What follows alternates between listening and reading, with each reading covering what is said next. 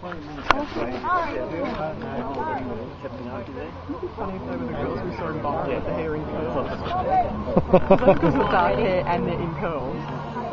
Yeah, that's it. Which ones were the ones in curls? Oh, in the place you went for. Where I got my eyebrows done. Yeah, well, I didn't look at anybody in the I didn't get to see their faces though, I just saw their hair. There were two girls, two brunettes. Have you met her? No. I've spoken to her on the phone? Yeah. She rang up and I was trying to organise between her and me which one of us, you know. We're trying to organise something for dinner with the guys. And their schedule and our schedule. Yeah, it just never worked out. It was just crazy. So we were just on the phone with one another and said, oh, there you go.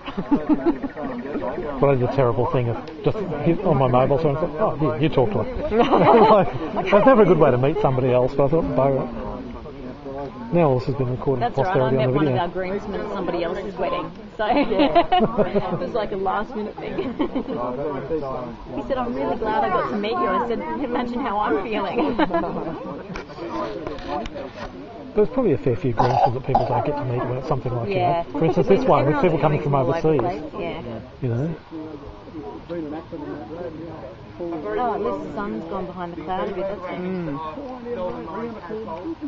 While we're on the subject of peaceful surroundings, I should say, I think it's poignant that only 4 days ago this entire area was decimated by the hailstorm, I should say, of the century, and it's only through continuous hard work on the part of Noel and Marion, a loyal team of friends and relatives, that it look as good as it does today. So I think probably before we go any further, we should give them a round of applause just for this. Our surroundings, all the good things today. Thank you very much. Absolutely beautiful. Before we begin, I will be...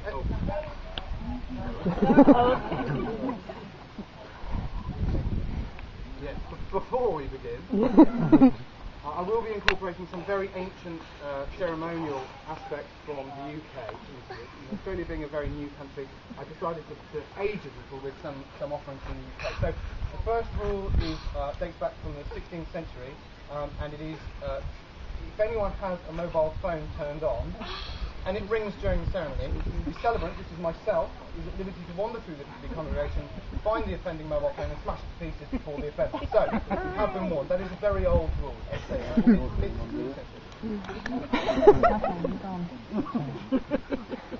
stage, I would also be about to say, will you all please stand? But because you already are, I'll be saying, can you please do absolutely nothing for the bride's entrance? Thank you.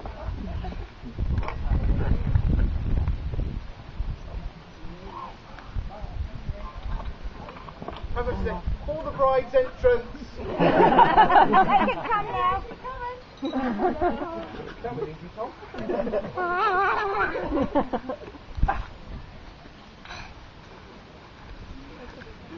No problem.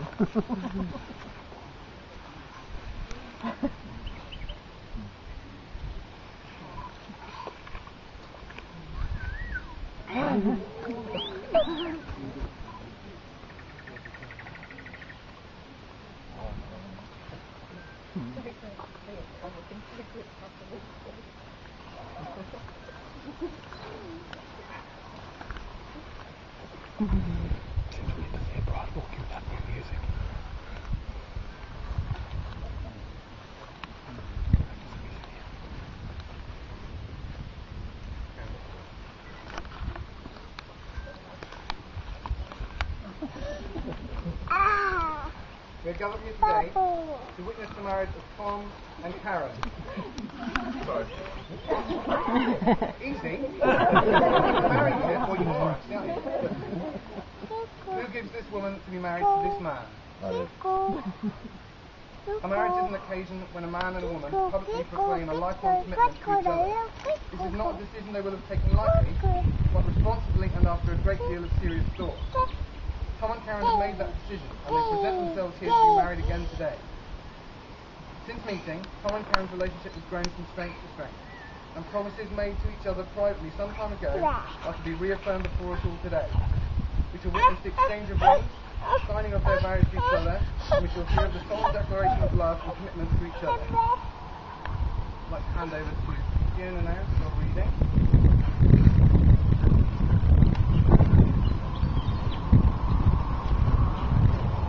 You hereby give yourself only being who you love absolutely with your complete selves, with all of your flesh, your mind, and your heart. You must feel this now, as we all do. It was a marvel that you ever met. It is some kind of divine luck that you are together now. You must never, never part again.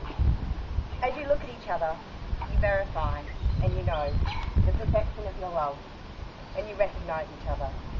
Here are your lives, starting together now.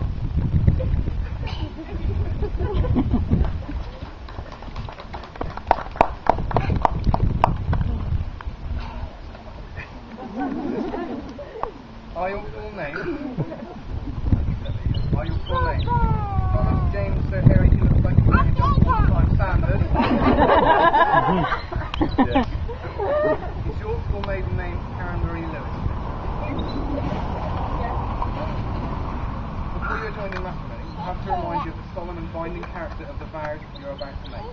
Marriage, according to the law of this country, is the union of one man with one woman voluntarily entered into for life, to the exclusion of all others. A strong marriage is a deep and lasting friendship between two people. They will live their lives together, whatever the future may bring. This is the core of your marriage and why you are here today. Tom, will you freely take Karen to be your wife? Will you love her, respect her, and stand by her through your life together? I will. Karen, will you freely take Tom to be your husband? Will you love him, respect him, and stand by him throughout your life together, even though he did once streak naked to a servo? I will.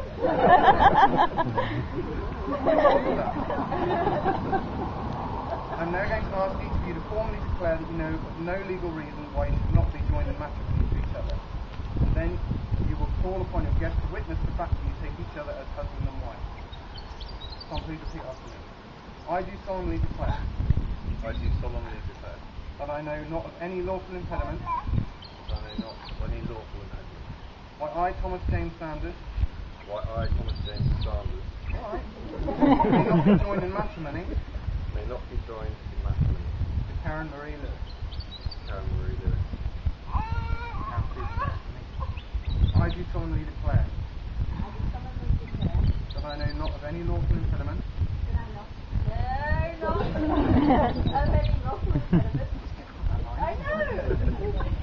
Why I, Karen Marie Lewis.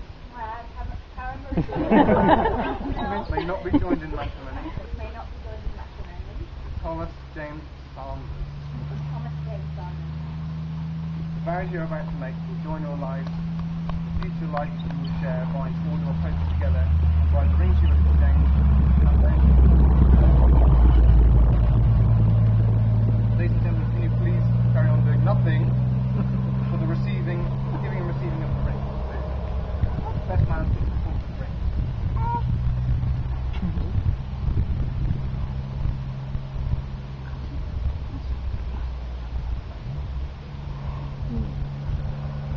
The circle is a symbol of wholeness, eternity and peace. In the form of a ring, it may stand to you as a symbol of your love for each other. A ring has no beginning and no end. It is complete and infinite, and also symbolises purity and eternity.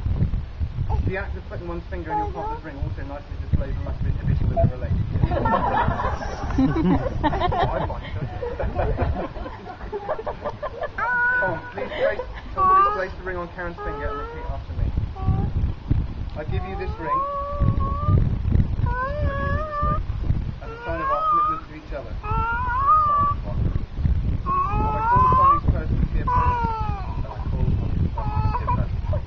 Witness that I, Tom, do take you, Karen, to be my lawful wedded wife. All that I am, I give to you. All that I have, I share with you. I will live my life with you.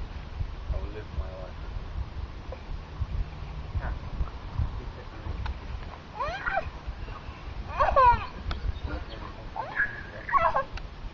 I give you this ring as a sign of our commitment to each other. And I call upon these persons to be here present. Witness that I, Karen, do take you, Tom, to be my lawful wedded husband. All that I am, I give to you. All that I have I share with you. I will live my life with you. Having made their solemn vows, I'm going to ask Tom and Karen to make promises to each other for their future together. And this is where I bring in another very old English ceremonial part of the wedding ceremony. It's actually known as the taking of the snake bite. If you could bear with me while I prepare the snake bite. Now, for those of you who don't know, snake bite is actually a very old drink comprised of 50-50 student strength apple cider and really not very good beer. Cider first, wasn't it, Tom? Yeah, always. Tom and I have drunk probably each other's body weight in this at university. And in the wedding ceremony, because of the effects that it has on the human being, it represents in marriage both the euphoric ecstatic time and also the shit time.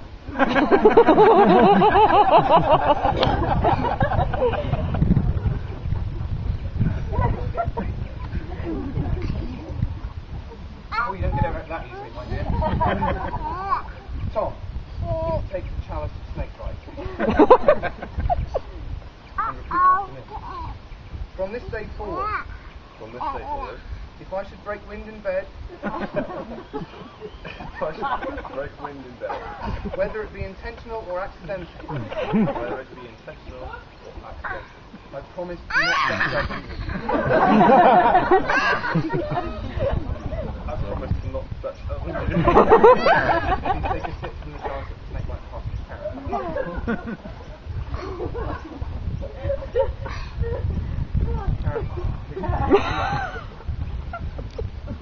From this day forward, if I should need to buy shoes, whether I need new shoes or not, I shall not ask you to come shopping with me.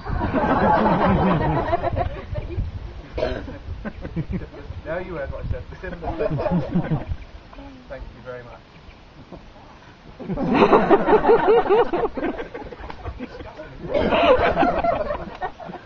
Oh, I promised not to say that, didn't I? As the two of you come into this marriage, uniting you as husband and wife, I would ask you to remember to cherish each other as special and unique individuals. Be able to forgive, do not hold grudges, and live each day as if it were your last. Now, as most of you have probably guessed by now, I don't actually possess any legal or clerical authority to be doing this, but that may lead you to the question, why on earth have Tom and Karen asked me to do this for you? I have asked myself that question. I don't know the answer to that. But what I think it's to do with is I've known Tom for many years, nearly 10 years.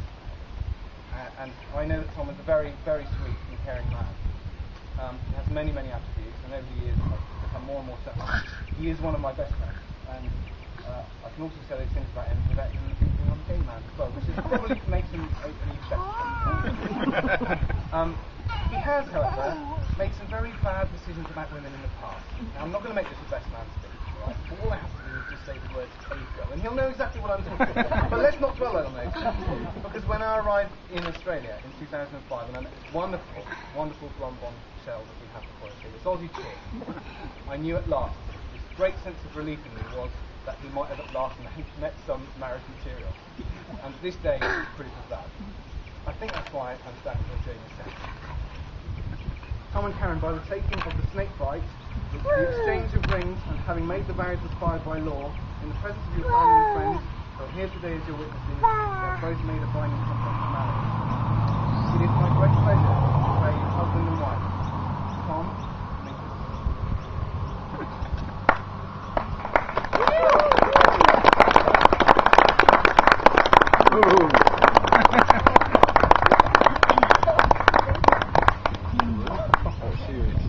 I have one final pleasant duty, and that is to wish you two a very happy life together. Now you feel no rain, for each of you will be shelter to the other. Now you will feel no cold, for each of you will be the warmth to the other. Now there will be no more loneliness. There are two lives here, but there is only one life before you. Now go to your home to end the stage of your life together, and may your days be good and long upon the earth. Your adventure. Ladies and gentlemen, thank you very much. Please say, in the words of my dear father, that's that over with, let's get you.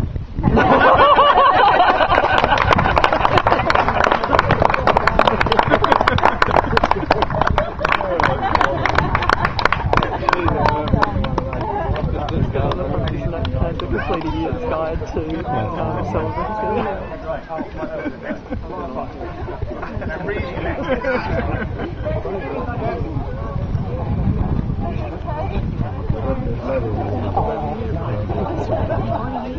You going to turn this off now? Oh, of course.